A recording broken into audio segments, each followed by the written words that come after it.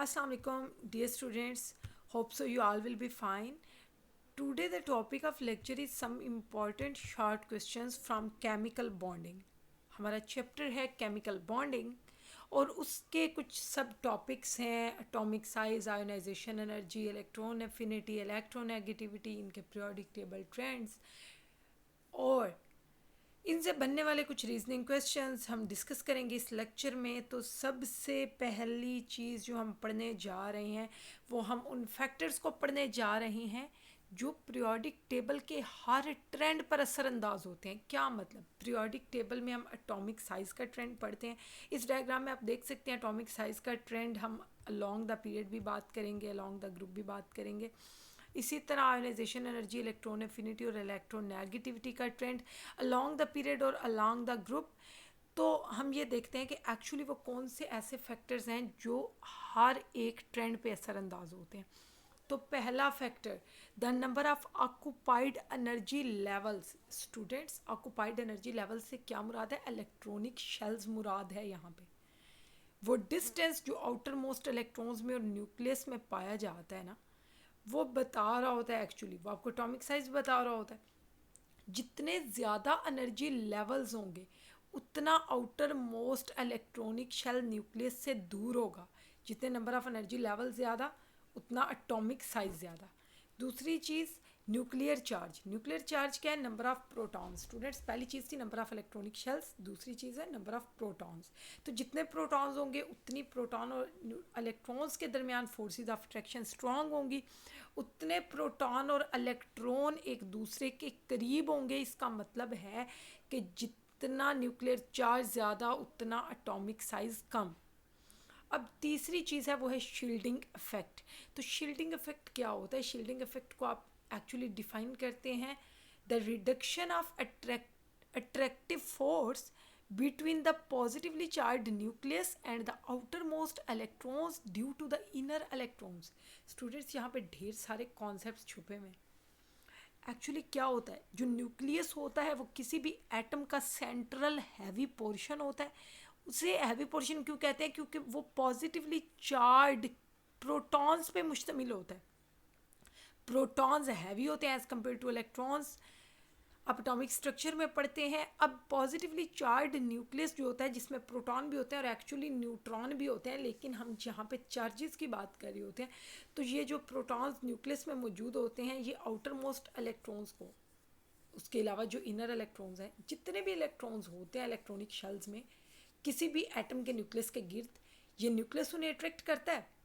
लेकिन क्या होता है, जो शेल्स इलेक्ट्रॉनिक शेल्स न्यूक्लियस के करीब होते हैं उन पे न्यूक्लियस का होल्ड, न्यूक्लियस की गिरफ्त, न्यूक्लियस की अट्रैक्शन ज़्यादा होती है। जो इलेक्ट्रॉनिक शेल्स न्यूक्लियस से दूर होते हैं, मतलब बाहर वाली साइड पे होते हैं, आउटर मोस्ट होते हैं।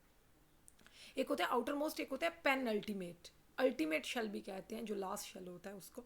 तो सेकेंड लास्ट शेल जिस तरह हम कहते हैं, तो वो जितना शेल कोई दूर होगा इलेक्ट्रॉनिक शेल न्यूक्लियस से उतना न्यूक्लियस का होल्ड उस शेल पे कम होगा।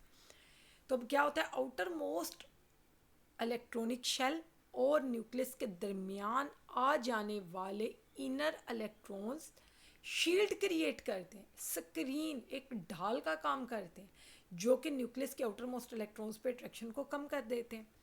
तो स्टूडेंट्स, ये सारी चीज़ें देखते हुए जब अट्रैक्शन कम हो जाएगी तो ऑब्वियसली एटॉमिक साइज बढ़ जाएगा। तो हम देखते हैं कि ये तीन फैक्टर्स ऐसे फैक्टर्स हैं जिसमें नंबर ऑफ इलेक्ट्रॉनिक शेल्स हैं, न्यूक्लियर चार्ज है और शील्डिंग इफेक्ट है।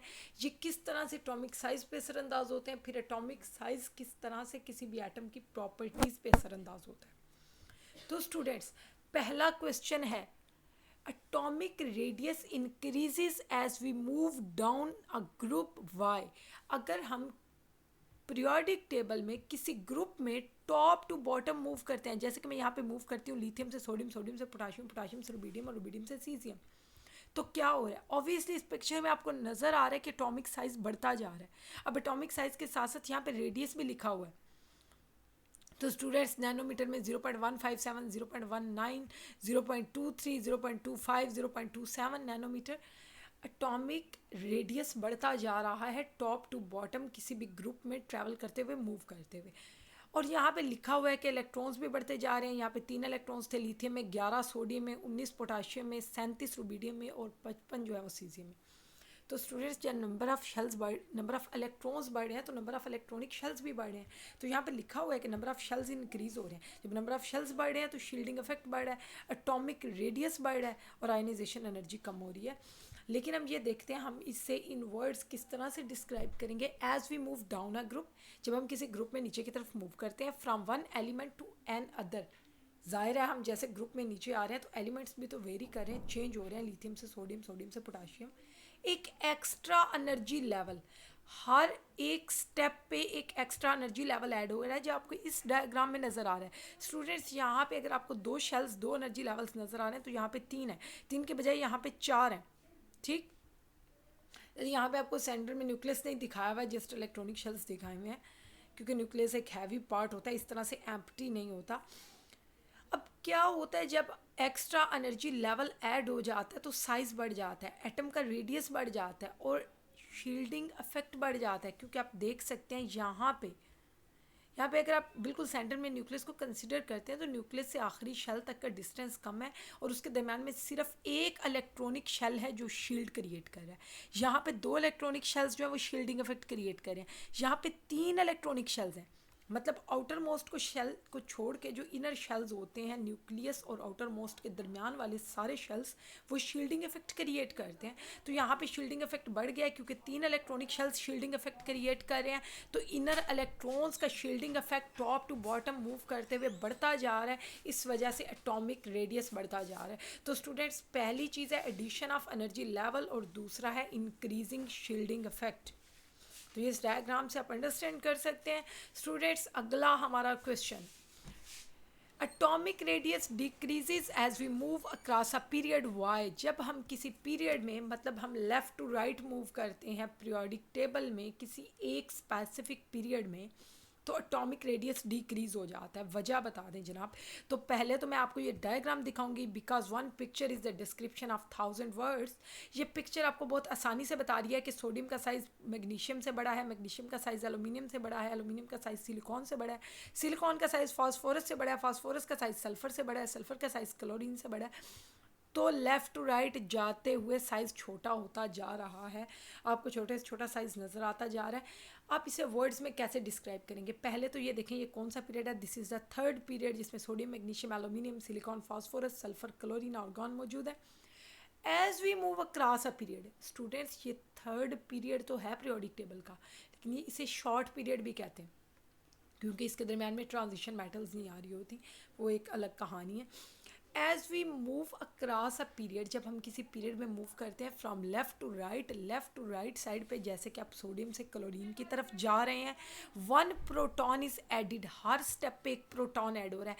क्योंकि स्टूडेंट सोडियम का एटॉमिक नंबर है 11, मैग्नीशियम का 12, एल्यूमिनियम का 13, सिलिकॉन का 14, फास्फोरस का 15, सल्फर का 16, क्लोरीन का 17।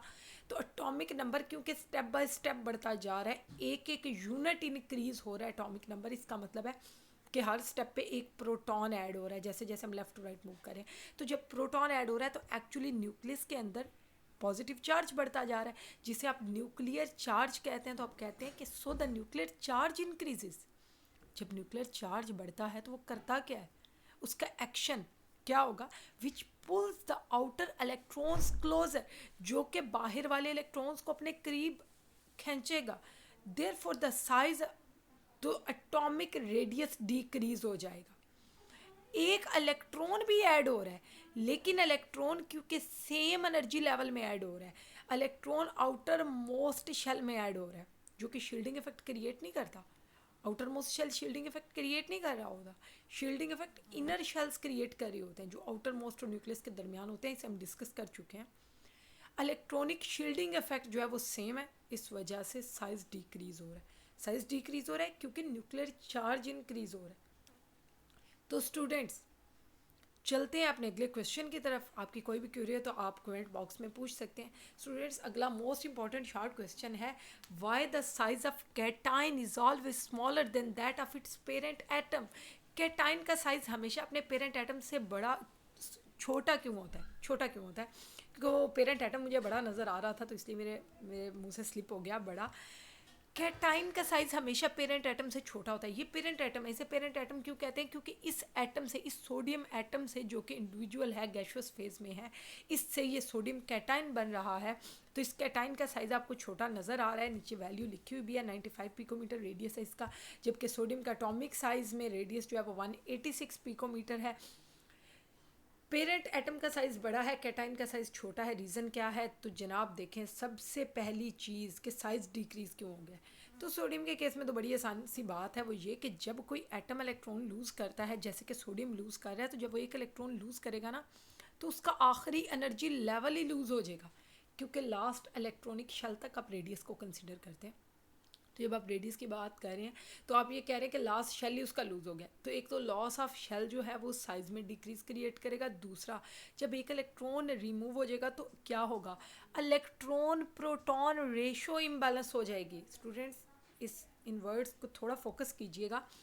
सोडियम एटम के केस में 11 प्रोटॉन 11 इलेक्ट्रॉन को अट्रैक्ट कर रहे हैं, लेकिन सोडियम कैटाइन के केस में 11 प्रोटॉन 11 ही हैं, लेकिन वो 10 इलेक्ट्रॉन्स को जब पुल करेंगे, अट्रैक्ट करेंगे, तो अट्रैक्टिव फोर्स का मैग्नीट्यूड बढ़ जाएगा। इस वजह से जब एक इलेक्ट्रॉन रिमूव हो जाता है, अट्रैक्टिव फोर्स की स्ट्रेंथ बढ़ जाती है, मैग्नीट्यूड बढ़ जाता है। न्यूक्लियस जो है वो एटम जो पॉजिटिवली चार्ज है, इस वजह से इलेक्ट्रॉनिक क्लाउड जो है वो क्लोज़र आ जाता है न्यूक्लियस के, और as a result size atom का कैटाइन का साइज श्रिंक हो जाता है और वो छोटा हो जाता है पेरेंट एटम के साइज। तो अगला सवाल है कि why the size of anion is always greater than that of parent atom. अब एनाइन का साइज हमेशा पेरेंट एटम से बड़ा क्यों होता है? तो साइज बढ़ता है जब कोई एटम अपने एनाइन में कन्वर्ट होता है। कोई एटम एनाइन में कैसे कन्वर्ट होता है? जब वो कोई इलेक्ट्रॉन एक्सेप्ट करता है, गेन करता है। तो एक्चुअली जब इलेक्ट्रॉन कोई एटम गेन करता है तो उसके वैलेंस शेल में जो मौजूद पहले वाले इलेक्ट्रॉन्स हैं वो उस आने वाले इलेक्ट्रॉन को, इनकमिंग इलेक्ट्रॉन के लिए रिपल्सिव फोर्स क्रिएट करते हैं। तो जो रिपल्शन का मैग्नीट्यूड है वो काफ़ी बढ़ जाता है। अब उस रिपल्शन के मैग्नीट्यूड को कम करने के लिए, क्योंकि सिस्टम को स्टेबलाइज करने के लिए रिपल्शन को कम करना होता है, रिपल्शन को ओवरकम करने के लिए इलेक्ट्रॉन्स क्या करेंगे? वो अपने आप को दूर दूर फार्दर अपार्ट अरेंज कर लेंगे। जैसे कि हम वेस्पर थ्योरी में पढ़ते हैं कि इलेक्ट्रॉन, वहाँ पे तो इलेक्ट्रॉन पेयर्स की बात करते हैं, तो यहाँ पे भी क्योंकि सारे इलेक्ट्रॉन्स पेयर अप हो चुके हैं क्लोरीन के केस में, पहले एक इलेक्ट्रॉन जस्ट अनपेयर्ड था जो के इनकमिंग इलेक्ट्रॉन के आने की वजह से पेयर्ड हो गया, तो अब वो जो पेयर्ड इलेक्ट्रॉन्स हैं वो सारे एक दूसरे को रिपेल तो करेंगे। तो रिपेल सारे इलेक्ट्रॉन्स ही, क्योंकि इलेक्ट्रॉनिक क्लाउड जो है वो बढ़ गया है, इलेक्ट्रॉन्स रिपेल तो करेंगे। रिपल्शन के नतीजे में रिपल्शन को ओवरकम करने के लिए इलेक्ट्रॉन्स अपने आप को मैक्सिमम डिस्टेंस पे अरेंज करेंगे, जिसकी वजह से साइज बढ़ जाएगा। दूसरी चीज़, यहाँ पे भी इलेक्ट्रॉन प्रोटॉन रेशियो इम्बैलेंस हो गई है। अब देख सकते हैं क्लोरीन एटम में 17 प्रोटॉन 17 इलेक्ट्रॉन को खींच रहे थे, तो रेडियस 99 पिकोमीटर था। जबकि क्लोराइड आयन के केस में स्टूडेंट 17 प्रोटॉन है, प्रोटॉन 17 ही है, लेकिन उन्हें 18 इलेक्ट्रॉन्स को खींचना पड़ रहा है। तो उनका होल्ड, उनकी ग्रिप जो है वो कम हो गई है, जिसकी वजह से साइज बढ़ के 181 पिकोमीटर हो गया, 99 से बढ़ के 181 पिकोमीटर। तो स्टूडेंट्स, अगला क्वेश्चन है, इलेक्ट्रोनेगेटिविटी डिक्रीज क्यों होती है जब आप किसी ग्रुप में डाउनवर्ड मूव करते हैं? आप ये पढ़ के आए हैं कि जब आप किसी भी ग्रुप में डाउनवर्ड मूव करते हैं तो एक एक्स्ट्रा एनर्जी लेवल ऐड हो जाता है। जब एक्स्ट्रा एनर्जी लेवल ऐड होता है तो न्यूक्लियस और आउटर मोस्ट इलेक्ट्रॉन्स के दरमियान डिस्टेंस बढ़ जाता है। जब डिस्टेंस बढ़ता है तो अट्रैक्टिव फोर्स कम हो जाती है। जब अट्रैक्टिव फोर्स कम हो जाती है तो न्यूक्लियस का होल्ड अपने वैलेंस इलेक्ट्रॉन्स पे कम हो जाता है। जब उसका अपने वैलेंस इलेक्ट्रॉन्स पे होल्ड कम है, शील्डिंग इफेक्ट बढ़ गया साइज बढ़ने की वजह से, तो वो जो इलेक्ट्रॉन को, वो जो शेयर्ड पेयर ऑफ इलेक्ट्रॉन को अट्रैक्ट करने की टेंडेंसी है वो भी कम हो जाएगी। तो इसका मतलब है इलेक्ट्रोनेगेटिविटी कम हो जाएगी। मतलब दो रीजंस हैं यहाँ पे भी, शील्डिंग इफेक्ट का बढ़ना और एटॉमिक साइज़ का बढ़ना। साइज़ के बढ़ने की वजह से और शील्डिंग इफेक्ट के बढ़ने की वजह से, क्योंकि मैंने पीछे आपको बताया था कि तीन ही मेजर फैक्टर्स हैं जो हर पैरामीटर पे, जो हर फैक्टर को इन्फ्लुएंस करेंगे, और वो यही है, एटॉमिक साइज़ है, शील्डिंग इफेक्ट और न्यूक्लियर चार्ज है। तो अगला है, इलेक्ट्रोनेगेटिविटी इंक्रीज़ क्यों होती है जब किसी पीरियड में आप मूव करते हैं लेफ़्ट टू राइट? तो स्टूडेंट्स, एक ही फैक्टर रह गया था और वो था न्यूक्लियर चार्ज, जिसे रिगार्डिंग इलेक्ट्रोनेगेटिविटी अभी हमने डिस्कस नहीं किया था, तो वो भी हम करने जा रहे हैं। क्योंकि जब हम किसी पीरियड में लेफ़्ट टू राइट मूव करते हैं ना, तो न्यूक्लियर चार्ज बढ़ जाता है। जब न्यूक्लियर चार्ज बढ़ेगा तो न्यूक्लियस अपने इलेक्ट्रॉन्स को ज़्यादा स्ट्रांगली अट्रैक्ट करेगा, शील्डिंग इफेक्ट कांस्टेंट रहेगा, और नंबर ऑफ इनर क्योंकि number of inner electron same है, लेकिन प्रोटॉन नंबर बढ़ रहा है ना लेफ्ट टू राइट जाते हुए। Electron number, inner electron same है, शील्डिंग इफेक्ट सेम है, प्रोटॉन नंबर बढ़ रहा है, न्यूक्लियर चार्ज बढ़ रहा है, तो एज अ रिजल्ट इलेक्ट्रोनेगेटिविटी बढ़ेगी, tendency to attract the shared pair of electron increase होगी। तो स्टूडेंट्स, अगला हमारा क्वेश्चन थोड़ा सा टर्न लेना चाह रहे थे कि स्टूडेंट्स एकदम ट्रेंड से बोर हो जाएंगे, मेटल्स और नॉन मेटल्स में क्या फ़र्क है। तो स्टूडेंट्स बहुत बेसिक क्वेश्चन है। हमने क्योंकि आयोनाइजेशन एनर्जी को भी डिस्कस किया, इलेक्ट्रॉन एफिनिटी को भी डिस्कस किया था एक और लेक्चर में। मेटल्स क्या है, मेटल्स वो हैं जिनकी आयोनाइजेशन एनर्जी भी कम होती है, इलेक्ट्रॉन एफिनिटी भी कम होती है, और वो अपने इलेक्ट्रॉन्स को ट्रांसफ़र करने की या लूज़ करने की सलाहियत रखते हैं। जबकि नॉन मेटल्स की हाई इलेक्ट्रॉन एफिनिटी होती है, हाई आयोनाइजेशन एनर्जी होती है, और उनके अंदर इलेक्ट्रॉन्स गेन करने की ज़्यादा सलाहियत होती है। नॉन मेटल्स इलेक्ट्रॉन गेनर होते हैं, मेटल्स इलेक्ट्रॉन लूज़र होते हैं। तो मेटल और नॉन मेटल में हमेशा आयनिक बॉन्ड बनता है, क्योंकि मेटल लूज़र है, नॉन मेटल्स गेनर है, तो दोनों आपस में बॉन्ड बनाते हैं जो कि आयनिक बॉन्ड होता है after gaining and losing electron. तो स्टूडेंट्स, अगला क्वेश्चन है, ionization energy decreases as we move down a group. जब हम किसी ग्रुप में डाउनवर्ड मूव करते हैं, टॉप टू बॉटम मूव करते हैं, तो आयोनाइजेशन एनर्जी की वैल्यू कम होती जाती है। फिर वही रीजंस कि एक्स्ट्रा एनर्जी लेवल ऐड हो गया, डिस्टेंस बढ़ गया न्यूक्लियस और वैलेंस इलेक्ट्रॉन्स के दरमियान, अट्रैक्टिव फोर्स न्यूक्लियस और वैलेंस इलेक्ट्रॉन्स के दरमियान कम हो गई, इसलिए कम एनर्जी चाहिए, लेस आयोनाइजेशन एनर्जी चाहिए आउटर मोस्ट इलेक्ट्रॉन को रिमूव कराने के लिए। स्टूडेंट्स, पर थोड़ा सा फैक्टर सारे वही हैं, बस थोड़ी सी वर्डिंग चेंज करनी है आपको क्वेश्चन के अकॉर्डिंग। और इलेक्ट्रॉन्स का शील्डिंग इफेक्ट बढ़ रहा है, जब शील्डिंग इफेक्ट बढ़ रहा है तो वो भी न्यूक्लियस और वैलेंस इलेक्ट्रॉन्स के दरमियान अट्रैक्टिव फोर्स को रिड्यूस कर रहा है, और उस रिडक्शन के नतीजे में आयोनाइजेशन एनर्जी कम होती जा रही है। क्योंकि शील्डिंग इफेक्ट जितना ज़्यादा होता है, आयोनाइजेशन एनर्जी उतनी कम होती है। नंबर ऑफ इलेक्ट्रॉनिक शेल्स जितने ज़्यादा होती हैं, साइज़ जितना ज़्यादा होता है, आयोनाइजेशन एनर्जी उतनी कम होती है। तो डाउन द ग्रुप हमने पढ़ा, साइज़ भी बढ़ता है, इस वजह से भी आयोनाइजेशन एनर्जी कम होती है, और शील्डिंग इफेक्ट भी बढ़ता है डाउन द ग्रुप, इस वजह से भी आयोनाइजेशन एनर्जी कम होती है। तो स्टूडेंट्स, आयोनाइजेशन एनर्जी किसी पीरियड में बढ़ती क्यों है? क्योंकि जब हम पीरियड में लेफ्ट टू राइट मूव करते हैं तो फिर वही रीज़न कि एडिशनल प्रोटॉन, हर स्टेप पे ऐड होने वाला प्रोटॉन न्यूक्लियर चार्ज बढ़ा देता है। वो न्यूक्लियर चार्ज जो है उसका होल्ड आउटर मोस्ट इलेक्ट्रॉन्स पे बढ़ जाता है। अब उन आउटर मोस्ट इलेक्ट्रॉन्स को रिमूव कराना मुश्किल हो जाता है, इस वजह से आयोनाइजेशन एनर्जी बढ़ जाती है। और शील्डिंग इफेक्ट क्योंकि कांस्टेंट है, इनर इलेक्ट्रॉन्स जो हैं वो तो सेम है। तो स्टूडेंट्स, अगला क्वेश्चन है हमारा कि जब दो एटम्स, जैसे कि अगर हाइड्रोजन हाइड्रोजन आपस में कोवेलेंट बॉन्ड बनाएंगे तो उनमें किस तरह से ओवरलैपिंग होती है, एस ओवरलैपिंग। लेकिन इस ओवरलैपिंग को दिखाने का मकसद आपको सिग्मा बॉन्ड फॉर्मेशन समझाना है कि सिग्मा बॉन्ड, स्टूडेंट्स, कभी भी हाइड्रोजन हाइड्रोजन में पाई बॉन्ड नहीं बन सकता। ये बहुत स्टूपिड सी बात है कि आप हाइड्रोजन हाइड्रोजन में कहीं पाई बॉन्ड बना रहे हों या फिर कोई भी ऐसा MCQ गलत करें। हाइड्रोजन हाइड्रोजन में एस ऑर्बिटल्स होते हैं, S orbitals just head on overlapping कर सकते हैं, और हेड ऑन ओवरलैपिंग के नतीजे में हमेशा सिग्मा बॉन्ड बनता है। दूसरी है SP ओवरलैपिंग, और S की जब P के साथ ओवरलैपिंग होगी तो वो भी सिर्फ हेड टू हेड हो सकती है, हेड ऑन हो सकती है, क्योंकि S की कोई साइड नहीं है। हम कहते हैं एक सफेरिकल चीज़ है, गोल चीज़ है, सफ़ियर में कोई साइड नहीं होती, सारी साइड एक जैसी हैं। तो बात यह है कि वो हेड ऑन ओवरलैपिंग करेगा P के साथ, जैसे कि HF में जो बॉन्ड होता है वो भी हमेशा सिग्मा बॉन्ड होता है। इस तरह से अगर PP overlapping fluorine fluorine bond की बात करें तो वो PP ऑर्बिटल्स की ओवरलैपिंग के नतीजे में बनता है, और PP ऑर्बिटल्स भी जब फर्स्ट टाइम ओवरलैप करते हैं, एक दूसरे से इंटरेक्ट करते हैं, तो वो हमेशा हेड ऑन ओवरलैपिंग करते हैं, और हेड ऑन ओवरलैपिंग के नतीजे में हमेशा सिग्मा बॉन्ड बनता है। तो ये पिक्चर्स आपको हेड ऑन ओवरलैपिंग समझाने के लिए थी कि कहाँ कहाँ पे हेड ऑन ओवरलैपिंग होती है और कहाँ कहाँ पे सिग्मा बॉन्ड्स बनते हैं।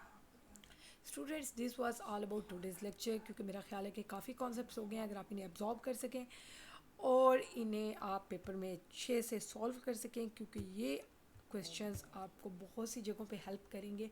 ये टॉपिक्स आपको बहुत से मल्टीपल चॉइस क्वेश्चंस को सॉल्व करने में, बहुत से शॉर्ट क्वेश्चंस और इवन आप लॉन्ग क्वेश्चंस को भी अटेम्प्ट कर सकते हैं। अगर आपको आपका कॉन्सेप्ट क्लियर हो जाएगा तो it will be easy for you. Students, wish you good luck, stay blessed. Allah Hafiz.